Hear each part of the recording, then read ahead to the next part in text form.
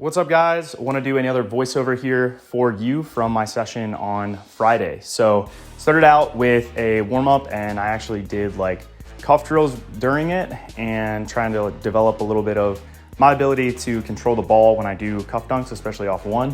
One of the things I want to work on and develop this year, which I've been making a lot of progress on. So obviously want to keep developing that and working on it in my warm-ups. Then I did some acceleration work, and during the acceleration work, I was actually focusing on hinging a little bit, keeping anterior tilt and leaning a little bit. And I usually would never do this, but I was coaching one of my athletes, Josh Williamson, and I was like, you know, this is Asafa, this is Usain, this is like all these pro guys who are like the fastest in the world. I'm like, what do you see that you're doing wrong that, you know, or in comparison, what do you see the difference between the two? And I was like, they're obviously hinged slightly more than you are. And I actually put it on my story, so if you guys saw that, you know what I'm talking about. Anyways, so I tried it out. I felt like I was like bouncing down the track. It felt so much different than usually like the very quad dominant sprinting that I do. So I'm gonna play around with that, maybe get some times on it eventually. I don't have a free lap, so I could use the MyJump 2 app, but we'll just kind of see. Then I got into hang cleans, which I've been doing. My back has been a little bit sore because I traveled to see my cousin last week, and it was like a 2-hour drive down and back. And I didn't have a water bottle under my low back, which is like a huge thing. If you have back pain, I'd strongly encourage people to do that. And yeah, just like sleeping conditions or like whatever. And then the other thing is when I moved, I had in California, like a very, very nice recliner, and I freaking love that thing. So being back now, I don't have that. And I have been like having a little bit of issues because of it. Anyways, got into my power cleans or hang cleans here anyways, and actually ended up hitting a season's best in my hang power clean. So you'll see me a little bit excited here. I ended up hitting 185, which is the first time I've done that in a very, very long time. So definitely want to keep driving up that number. It seems to help definitely my 2 foot, and then 1 foot, there's pretty strong correlation with it. Not that it, I mean, some causation, I guess, but they're definitely strongly correlated. So I felt pretty good with that, but again, want to keep driving that up. Then I did reverse lunges. So with the reverse lunges, I usually get this like tightness in my hip, in my glute. And I don't know if it's like a stability thing, but it happens when I push my knee farther forward. And so I was trying to kind of like play around with that in the warm up. I was doing 4 sets of 10 here. So kind of knowing that like I've had that issue before, and I've actually tweaked my glute before doing that, which it's a pretty rare injury. You don't usually hear of people that actually tweak their glute, but I'm pretty conscientious of how I do them now. And so trying to like, kind of sink straight down, not let the knee come too far forward when I do them, because I do tend to feel it a bit in my hip. And yeah, so a lot of reps here. Again, I am currently in a cycle where I am building, and I haven't done a cycle in so long, so it's so weird to say that, but I am actually building out my volume. And so the reason why you want to do that is because you're training to train more or less. And so Isaiah's doing it right now. I'm doing it right now. A lot of my other athletes are kind of in a similar cycle where they are, or I guess I'm testing it. I always test cycles first. But we're trying to increase the work capacity of our, or my athletes and myself. And you do that by just hammering away at volume. And so I have been doing, this is now the 3rd week of this, and my rep ranges are basically between like 8 and maybe, sometimes with some athletes, I'll go as high as like 16 during this first kind of like introduction back into strength training.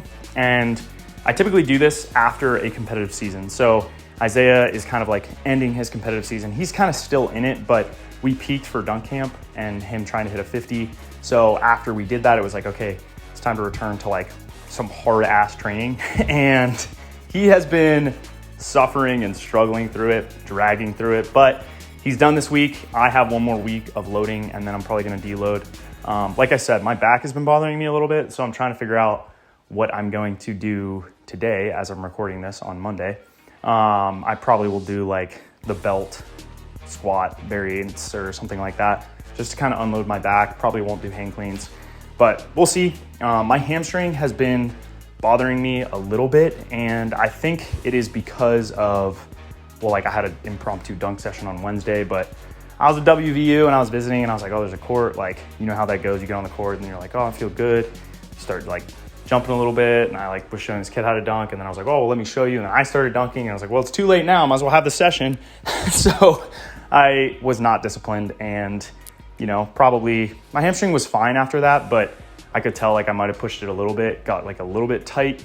And so I was like, oh, well, like maybe I won't have a session on this Saturday. Ended up jumping off 2 feet on Saturday, but on Friday last week, and you guys will see that in the session, I did Nordics. So I did like 10 reps. It was like 3 sets of 10 on them. And I did it with a band over my head, which again, you guys will see kind of in a little bit here how I did them.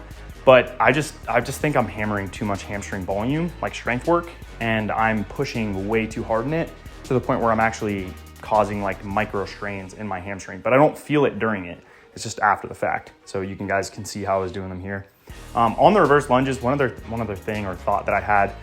So I actually had a friend of mine, Gretchen, spot me because it was the heaviest that I'd gone for that many reps. And I did 10 reps for like the earlier sets, but then on that one, I was like, oh shit, like, I don't know if I can do all 10 reps without my glute like tightening up. So I was like, oh, can you spot me on this? And like, if you fail a reverse lunge with a safety bar, like there's no really good way to get out of it. Like you're kind of like screwed. And so I was like, I'm gonna ask. And she actually did a really good job. Like I didn't know at the time. I was just like, you could figure it out, like how you wanna do this. But she just basically hand supported, and like, you really don't have that much leverage when you do it that way, but it's better than nothing. I could have lifted in the safety rack, like in the rack, and I probably should have, but it was too hard to set up. And I was like, oh, I'm not gonna have issues. I don't wanna worry about it. But as I start to go heavier, I probably will like kind of move into the rack and might even have my hands like on the safeties just in case. But yeah, I ended up going pretty heavy on that. I think I got up to like, so the bar, the Elite FTS bar, it weighs 65. I think I had like a 45 and 2 5s or a 25 and 2 5s on each side. So it ended up being like, I don't know, like 155 or something like that, which is pretty good for 10 reps each leg. I know Isaiah did like 315 the other day, which is just absolutely bonkers, but that kid's a freak, so can't really be too surprised. I don't like to compare myself to him. Just kidding, sometimes I do, and I know I shouldn't, as all of us do, but it's easy to look at the top.